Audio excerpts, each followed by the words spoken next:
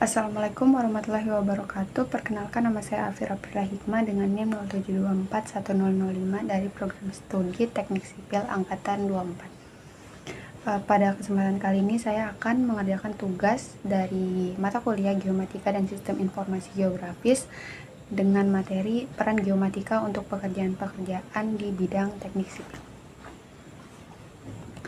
Untuk outline-nya ada 6. Yang pertama ada pengertian geomatika. Yang kedua ada pengertian SIG atau Sistem Informasi Geografis. Yang ketiga ada komponen-komponen SIG. Yang keempat ada analisis data SIG. Yang kelima ada ada alat-alat yang biasa digunakan. Dan yang keenam ada peran geomatika dalam teknik sipil. Untuk yang pertama, pengertian geomatika.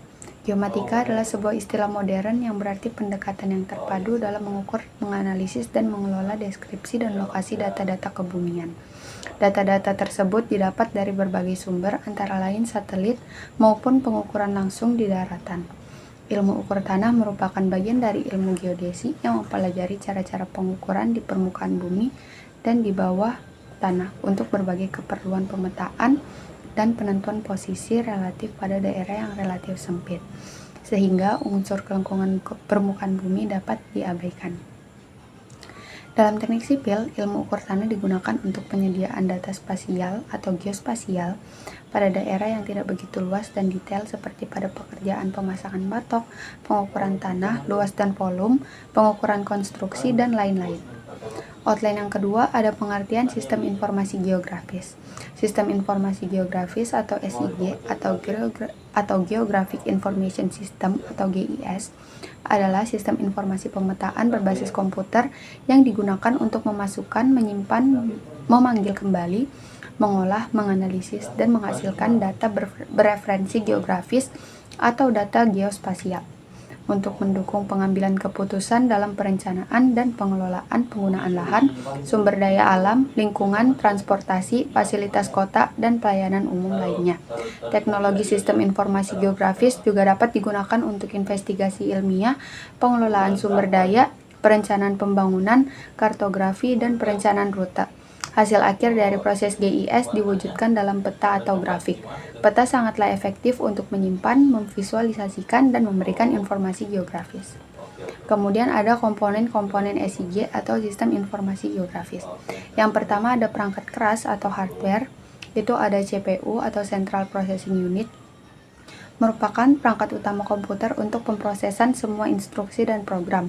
Kemudian yang kedua ada VDU atau Visual Display Unit, itu merupakan komponen yang digunakan sebagai layar monitor untuk menampilkan hasil pemrosesan CPU.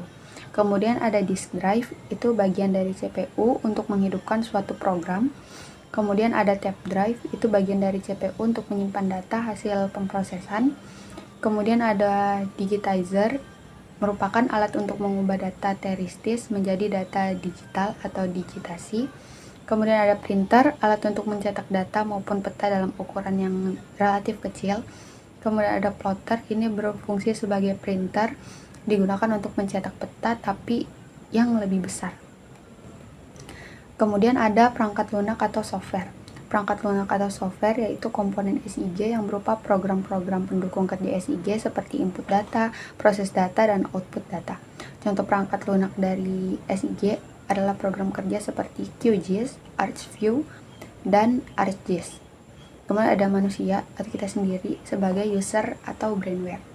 Manusia sebagai pengguna atau brainware yaitu pelaksana yang bertanggung jawab dalam pengumpulan, proses, analisis, dan publikasi data geografis. Komponen brainware lah yang mengolah data hasil lapangan untuk selanjutnya diproses atau didigitasi menjadi sebuah peta yang dapat digunakan untuk keperluan tertentu sesuai dengan fungsinya.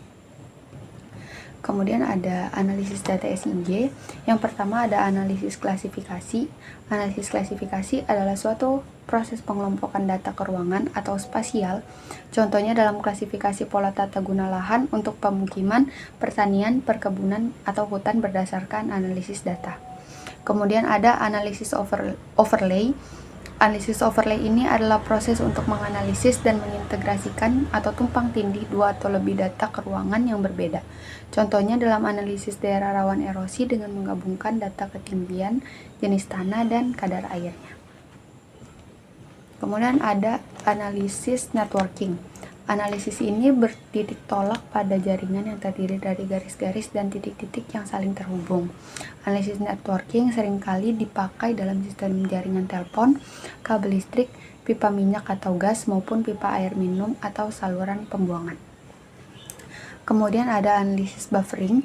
Analisis ini menghasilkan penyangga berbentuk lingkaran atau poligon yang meliputi suatu objek sebagai pusatnya. Dengan menggunakan analisis buffering, kalian bisa mengetahui berapa parameter objek dengan luas wilayahnya. Kemudian yang terakhir ada analisis 3D.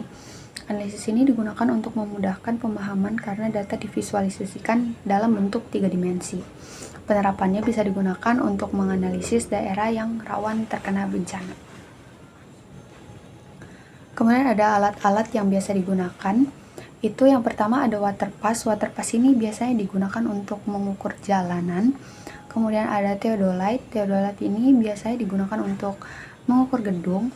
Dan yang ketiga itu ada total station. Nah, total station ini merupakan gabungan komponen antara theodolite elektronik dengan alat pengukur jarak elektronik dan pencatat data elektronik. Kemudian ada peran geomatika dalam pekerjaan teknik sipil. Yang pertama dia ada di bidang geoteknik. Nah, yang di bidang geoteknik ini ahli geologi teknik bertanggung jawab dalam menganalisis dan menilai berbagai aspek geologi yang mempengaruhi proyek teknik dan infrastruktur.